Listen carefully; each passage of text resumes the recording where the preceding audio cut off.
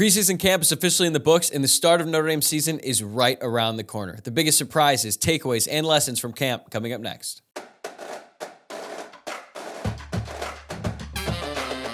You are Locked On Irish, your daily podcast on the Notre Dame Fighting Irish. Part of the Locked On Podcast Network, your team every day.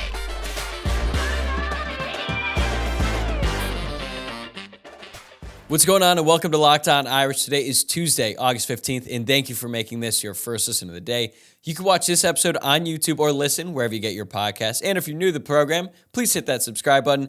I'm Tyler Wojciak, and I am the host. I'm a Notre Dame alum and producer covering college football for Fox Sports, and we've got a lot to get to today. Notre Dame wrapped up preseason camp this past Saturday with a 100-play scrimmage. The offense won, by the way. And now the Irish have turned their attention towards getting ready for Navy in the season opener, which is under 2 weeks away, believe it or not. I'm actually going to be in Dublin for that one. I couldn't be more excited. And hey, if you're going too, let me know in the comments or on social media. Maybe I'll see you out there. But now that camp is complete, we have a much better idea of what this team is going to look like in the fall. So I want to go over my main takeaways from the past few weeks, which includes a couple surprises, one big one on the offensive line, some really encouraging developments at a couple of key position groups, plus some reports that, maybe aren't as great, but maybe they're not as bad as some people are making them out to be. I'll get to all of those, and then I'll explain what I think this team's identity is going to be in 2023 at the end. But I want to start with the team captains because I think that alone tells you a lot about this team. Notre Dame announced 4 team captains on Sunday. Quarterback Sam Hartman is one of them. Not really a huge surprise there, but it is the first time that a transfer has been elected captain in his first season, and this is actually Hartman's 4th time as a captain. 4th time he was selected as a captain in college football, which is just really, really impressive, and it shows you the type of leader he is and the way he can command a roster like he does. So that's great to hear for Notre Dame. Linebacker J.D. Bertrand, no surprise there. He's a 5th-year senior, 2-time captain. Now he was a captain on last year's team. Cornerback Cam Hart, 5th-year senior as well, first time being selected captain. Congrats to him. That's really great considering he wasn't even planning on coming back for this season at one point last fall, and now he's here, and now he's a captain and not only one of the best players in the team, but now a captain as well. And then offensive tackle Joe Alt, the only non-senior elected captain, but he's also the best player on the team, so it makes sense. He's also become a clear leader, a vocal leader for the entire offense this season, and it's not really surprising. This could be his last year at Notre Dame. It likely will be his last year at Notre Dame. He could be top 10, potentially even top 5 pick next year. So looking at these 4 guys, you've got 15 years of playing experience combined among these 4 going into this season, which is a lot of college football to be played, and these guys have played it at a really high level. 2 captains on offense, 2 captains on defense, and 4 of the best players in the roster, which is really good because, no one wants to have a captain who's never really going to see the field. No one wants to hear from the guy who's never really going to be playing. It's always like that guy, if you've ever gone, you've been close to the field at like a high school game or a college game, there's always that one dude who's an absolute lunatic, usually like screaming really loud, obnoxiously throughout, talking trash to the other team. Usually that guy doesn't play a whole lot, and that guy's not a captain. And I don't think that's the case with any of these guys here. These guys are really, really talented players and really good leaders, and that's why they're elected captains. So no real surprises here, but that doesn't mean that there wasn't some surprises coming out of camp. And the one big surprise, arguably 2 surprises, both come on the offensive line because the starting guards that we all thought would be the day one starters when Notre Dame kicks off against Navy. It does not appear that that's going to be the case. We all thought that was going to be Billy Schrauth at left guard, Andrew Kristofich at right guard, and now it looks like it's going to be Pat Coogan at left guard and Rocco Spindler at right guard. Credit to those 2 players. It seems like they have won the job by playing really well in fall camp, and honestly, it seemed like they did it pretty quickly because Schrauth and Kristofich were getting a lot of the first-team reps in spring. They were getting the first-team reps when camp opened, and then like a week into camp, you're starting to see Coogan and Spindler running with the ones, and it's like, okay, maybe they're just out there to get reps. Rudolph likes to rotate guys, and now we're at a point where it's pretty clear. Those are going to be the 2 starting guards when Notre Dame kicks off against Navy. Marcus Freeman has not said that the competition is over, but at this point, we're so close to the season, you don't want to waste reps with guys who you don't expect to be out there with that first-team unit once the season starts. So credit to them. They won the job, and I want to make that clear. They won the job. Marcus Freeman said that Shrouth had a really good really good fall camp, and he's still right there in the mix, but it seems like Coogan just flat out outplayed him. Same with Spindler at right guard over Andrew Kristofich. And one thing that I keep thinking about here, because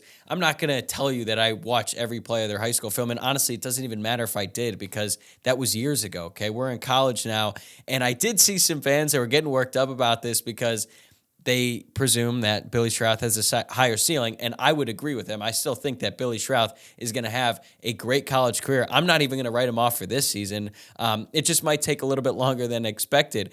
But one thing that I think fans, and this isn't just exclusive to Notre Dame either, this is fans of pretty much every football team at every level. They think they know more than the coaches do, which is so funny because these coaches literally spend more time with these players, watching them practice, watching them play, and analyzing their every single move.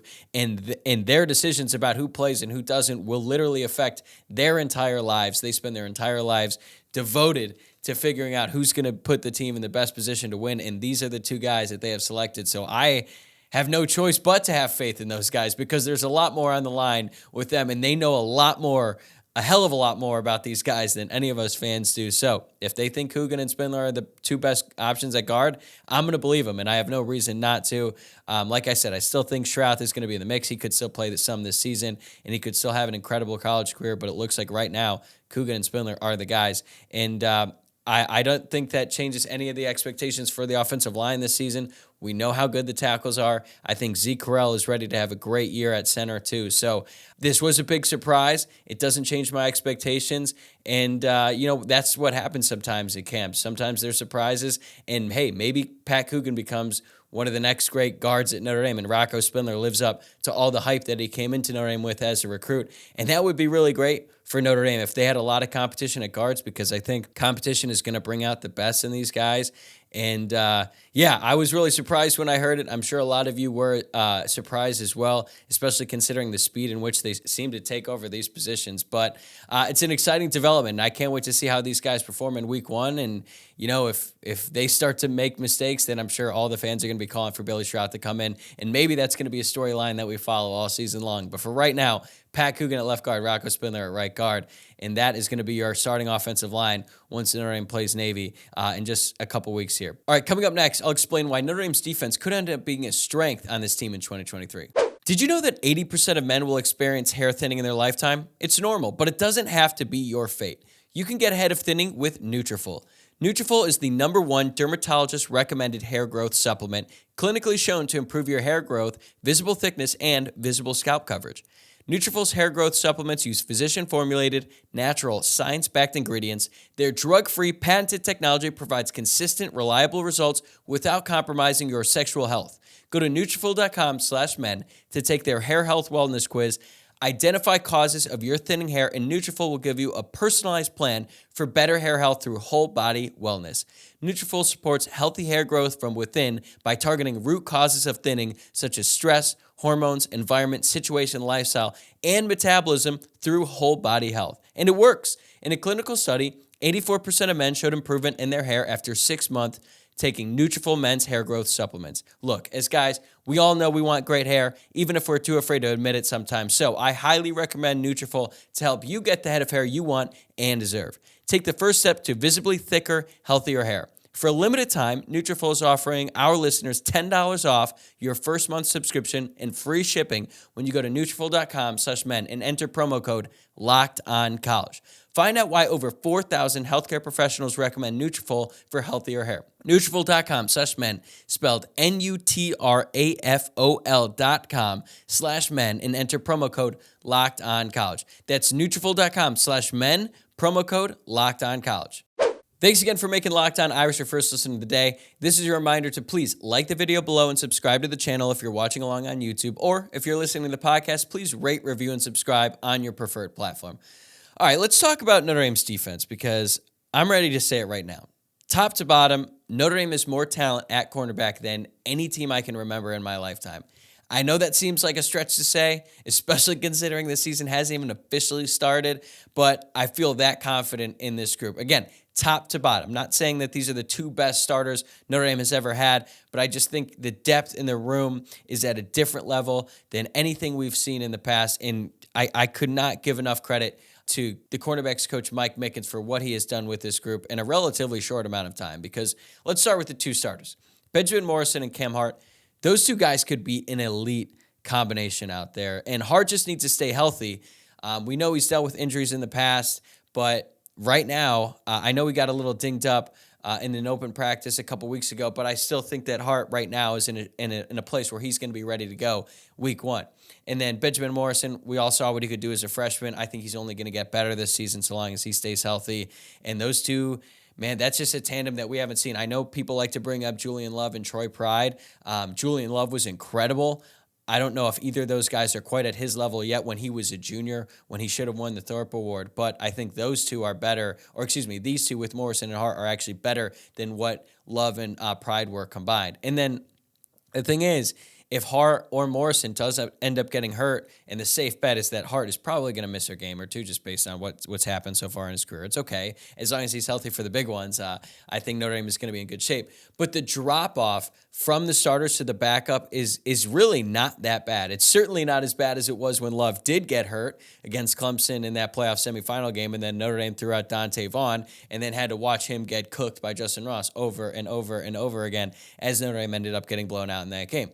Now, is Jaden Mickey or Christian Gray at either of their levels? No, but I'm just saying that the drop-off is not nearly as steep because I think Jaden Mickey is an ideal backup cornerback. And look, I was pretty damn critical of Jaden Mickey last year, especially in that USC game when he was just out there on an island getting torched. But he's very talented, he's confident, and he's certainly not afraid of the moment. He might be one of the biggest trash talkers on the entire team, but he has held his own against Notre Dame starting receivers. More on them in a bit.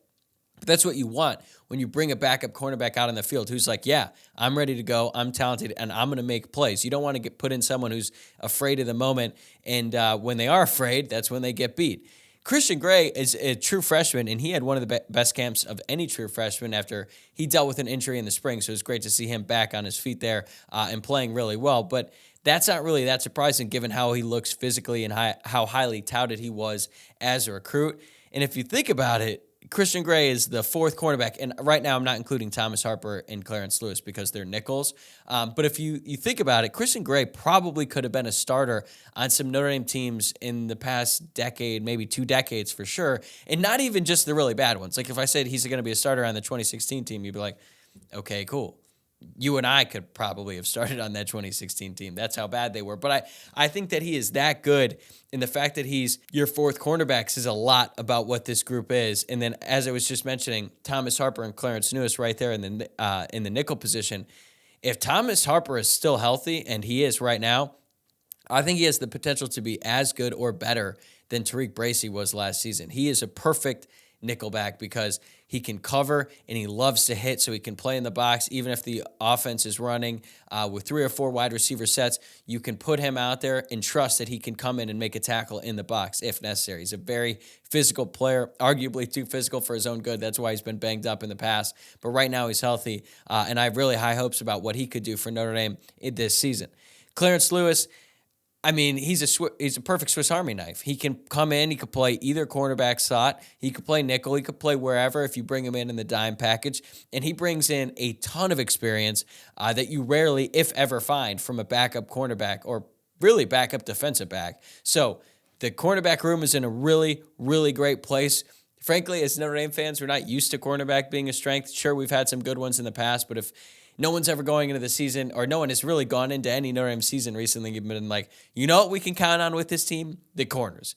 I think way more often than not, at least from Notre Dame teams in my lifetime, when I think of cornerback play, the first memory that just popped in my head was Gary Gray, who's actually a pretty highly touted recruit, just getting burnt all the time, including that Michigan game when, they just picked on him and he gave up the game-winning touchdown when he could have just gotten a pass interference. But we are going to move past that because I want to be positive right now talking about this cornerback room because they are just that good.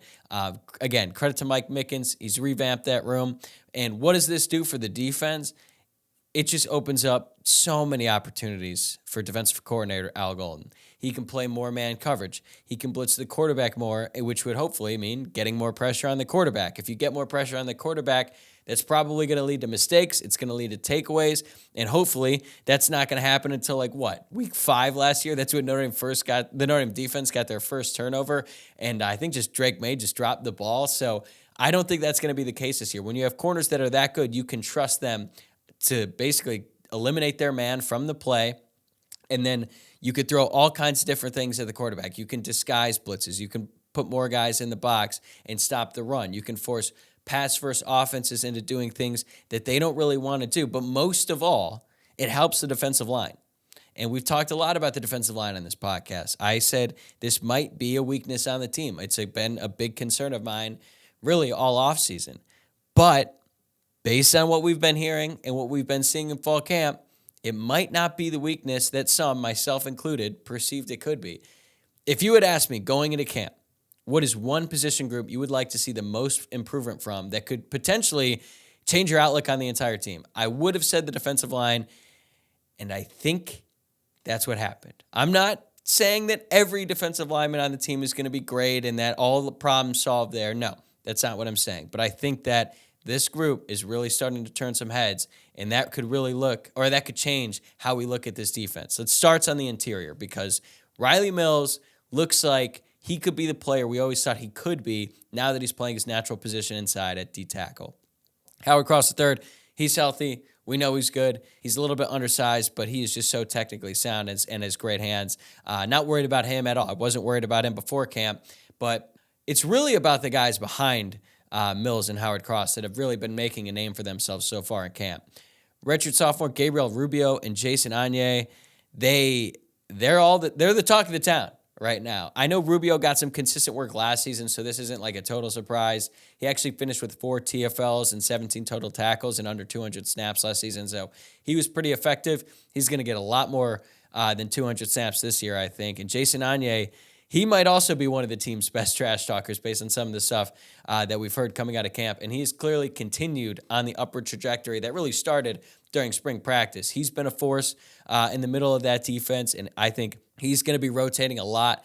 And we haven't heard as much about the Vipers or the strong side ends. I'm not concerned at all about the strong side ends because Nana Osafo-Mensah is the clear leader of this group. He's been solid. He looks like he's going to be running out with the starters, but Javonte Jean-Baptiste, the Ohio State transfer, is going to play a ton as well. I think those guys are going to rotate all the time. They're both solid. They've already proven that they can be solid on Saturday, so no questions about them. At Viper, Jordan Botelho is still going to get the majority of the reps. We know what he's good at. We know he's extremely violent, but he's also going to be able to rotate with Junior Tuialamaka and Josh Burnham. Both of those guys seem a lot more comfortable at their new position. As you know, they're converted linebackers to Viper. And the 3 of those guys, I think, will be solid this year. You want Jordan Botelho to take that next step and be like a truly elite pass rusher. We haven't heard that yet, but then again, he's going against Joe Alt and Blake Fisher every day in practice, so it's going to be a little bit tougher. But again, iron sharpens iron, so I think that is really encouraging to hear. Notre Dame hasn't identified like a true bona fide star on the defensive line yet, but that could change with Riley Mills. I really, really am high on him. We saw one clip that went out on Twitter where he just completely dominated Blake Fisher on a rep, and some people get a little bit, or they just overreact a little bit to one rep from one practice that goes out on social media. But I think that's just one play of many that Riley Mills is winning in practice, and that is a really, really good thing to hear if you're a Notre Dame fan because you need that defensive line to step up. No great college football team ever had a bad defensive line, or at least certainly not in this modern era of college football. Outside of quarterback, I think there's a really good case to be made that the defensive line is the most important thing you need in order to be a championship caliber team. And am I ready to say this is a championship caliber defensive line yet? No. But I feel a lot better about this group now than I did about them going into camp. But when you look at this group, and stop me if you've heard this phrase before, I think the sum is going to be greater than its parts. And honestly, give some credit to Al Washington for that as well, because he was much maligned at some points during this summer, but it seems like he's got this group headed in the right direction. And behind them, we know that they've got a very experienced group of linebackers. I just talked about how elite the cornerbacks could be. yeah, sure, there might be some questions at safety, but if you've got a really good defensive line, really good linebackers, and elite cornerbacks, odds are you're going to have a really good group on defense, and that looks like Notre Dame could have that in 2023. But as Marcus Freeman has taught us, with every rep, there's going to be a winner and a loser. And if these cornerbacks that I just mentioned are winning every rep, then what does that say about the receivers? I'll explain right after this. So another major talking point coming out of camp is the wide receivers and the perceived lack of development and lack of progress that they've made over the past few weeks. And I think a lot of people are wondering, how concerned should we feel about the wide receivers? And I'm not going to tell you how to feel, but I will tell you how I feel, and you can kind of take that any way you want, really. I would say that I'm a little disappointed that we haven't heard one guy really step up and become the clear wide receiver number one. Even Jaden Thomas, who we all have really high hopes for, I still think he's going to be the top wide receiver on the team this season. It doesn't seem like he had the type of camp that made you come out of that thinking, okay, he is clearly the guy. He has solidified himself as the number one wide receiver. He's going to be the guy that we go to at the end of the games. It doesn't seem like that happened yet. It still could. There's still a couple weeks left to practice, and then he could develop as the season starts. But it still seems like that spot is kind of still up for grabs. I think we were all hoping that Tobias Merriweather would make the leap and become the player that we're all hoping that he could be in camp, but it doesn't seem like that's happened yet, and that's okay. He's still very young. He doesn't have a lot of experience yet, but we know that he's extremely athletic. Physically, he's got all the tools you want in a wide receiver, and I just think he's a little inconsistent right now. That could change once the season starts, but right now, he didn't make that leap that we were hoping for. I was also hoping that Deion Colzie would build off his impressive second half in 2022, and that didn't happen. Frankly, a lot of the stuff we've heard about Deion Colzie is that somehow his development has sort of taken a step back, which is, I guess, becoming a thing with him. Last camp, the reports on him weren't great. But then again, he comes in this season and makes some really key plays, especially in the second half, especially on third down as well. So I don't know. Maybe he's just going to step in on Saturdays, but I don't really know. It seems like he's going to be clearly on the second unit, and he's going to be fighting with some of those freshmen. And I will say that it does seem like the freshmen, particularly Jaden Greathouse and Rico Flores Jr., did have really good camps. Are they going to be a little bit inconsistent at times because they're true freshmen? Yeah, totally. It seems like they've got a good grasp on the playbook, but still, they've only been with the program 8 months, and they haven't even played one snap of real college football on Saturdays. So I think that there's still going to be a learning curve there, even though I think both of them are going to contribute a lot this fall. The thing is, these guys can improve as the season goes along, and I definitely expect that to happen here. And one key thing about this is that these guys are going up against some of the top cornerbacks in the country every single day in practice, especially Tobias Merriweather and Jaden Thomas. Those are the two guys who are getting reps against Cam Hart and Benjamin Morrison in one-on-ones, in 7-on-7, in team drills and stuff.